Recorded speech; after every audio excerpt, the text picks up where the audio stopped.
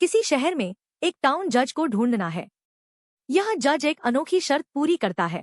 हर कोई उसे ट्रस्ट करता है, लेकिन वह किसी को ट्रस्ट नहीं करता। ऐसे जज को कैसे पहचानेंगे, खासकर जब शहर में कई लोग हों? हमें एक इंटीजर n दिया गया है, जो शहर में लोगों की संख्या को दर्शाता है 1 से n तक। साथ ही एक 2D अरे ट्रस्ट है, जहां trust I equals A B का मतलब है कि व्यक्ति A व्यक्ति B को ट्रस्ट करता है।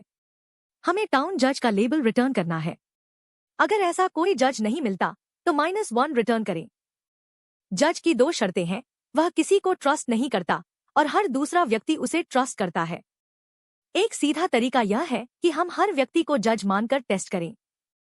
प्रत्येक कैंडिडेट के लिए हम पूरे ट्रस्ट अरे को आइटरेट करेंगे। पहले यह चेक करेंगे कि क्या कैंडिडेट किसी को ट्रस्ट करता है। अगर करता है तो वह जज नहीं हो सकता। फिर हम गिनेंगे कि कितने लोग इस कैंडिडेट को ट्रस्ट करते हैं। अगर यह संख्या n-1 है और कैंडिडेट खुद किसी को ट्रस्ट नहीं करता, तो हमें जज मिल गया। यह अप्रोच इनएफिशिएंट है क्योंकि हम हर कैंडिडेट के लिए ट्रस्ट अरे को बार बार स्कैन करते हैं, जिससे time complexity O n times trust dot length हो जाती है। Space complexity big O of 1 constant time है। इस समस्या को हम ग्राफ के कॉन्सेप्ट से बेहतर तरीके से हल कर सकते हैं।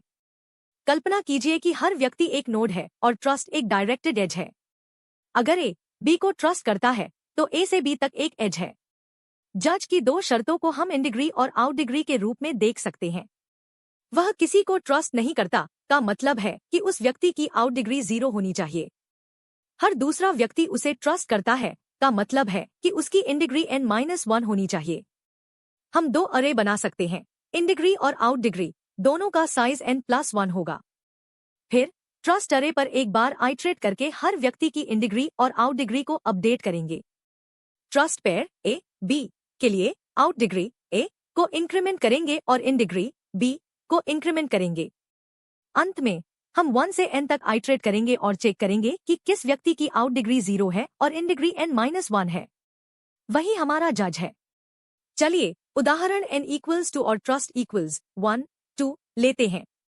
हम इन डिग्री और आउट डिग्री अरे को साइज 3 के साथ 0 से इनिशियलाइज करते हैं। ट्रस्ट पेयर 1 2 के लिए हम आउट डिग्री 1 को इंक्रीमेंट करते हैं तो आउट डिग्री इक्वल्स 0 1 0 हो जाता है। फिर इन डिग्री 2 को इंक्रीमेंट करते हैं तो इन डिग्री इक्वल्स 0 0 1 हो जाता है। अब हम I इक्वल्स 1 से 2 तक आइटरेट करते हैं। I इक्वल्स 1 के लिए आउट डिग्री 1 इक्वल्स 1 है, जो 0 नहीं है, तो यह जज नहीं है।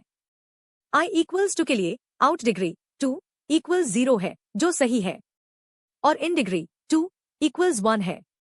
n-1 भी 1 है। तो in degree 2 double equals is equal to n-1 भी सही है। इसलिए 2 हमारा जज है। इस उदाहरण में जज 2 है। व्यक्ति 1 2 को ट्रस्ट करता है, जबकि 2 किसी को ट्रस्ट नहीं करता। और 2 को ट्रस्ट करने वाला व्यक्ति 1 है, जो n-1 यानी 1 के बराबर है। आप इस पैटर्न को तब पहचानेंगे जब आपको किसी एंटिटी के रिलेशनशिप्स या कनेक्शंस को गिनना हो, जैसे कि कितने लोग उसे ट्रस्ट करते हैं या वह कितने लोगों को ट्रस्ट करता है। यह अक्सर ग्राफ प्रॉब्लम्स में, खासकर डायरेक्टेड ग्राफ्स में, इन डिग्री और आउट डिग्री का उपयोग करके होता है। जब भी ऑल अदर्स या नो वन जैसी शर्तें हों, तो डिग्री एनालिसिस पर विचार करें। इस ऑप्टिमाइज्ड सॉल्यूशन की time complexity O n plus trust dot length है, क्योंकि हम ट्रस्ट अरे और n लोगों पर एक एक बार आइटरेट करते हैं। Space complexity big O of n है, क्योंकि हम इन डिग्री और आउट डिग्री अरे का उपयोग करते हैं। यह ग्राफ डिग्री पैटर्न कई समस्याओं में काम आता है। अगले प्रॉब्लम को इसी सोच के साथ हल करने की कोशिश करें। और ऐसे ही और DSA सॉल्यूशंस के लिए सब्सक्राइब करना न भूलें।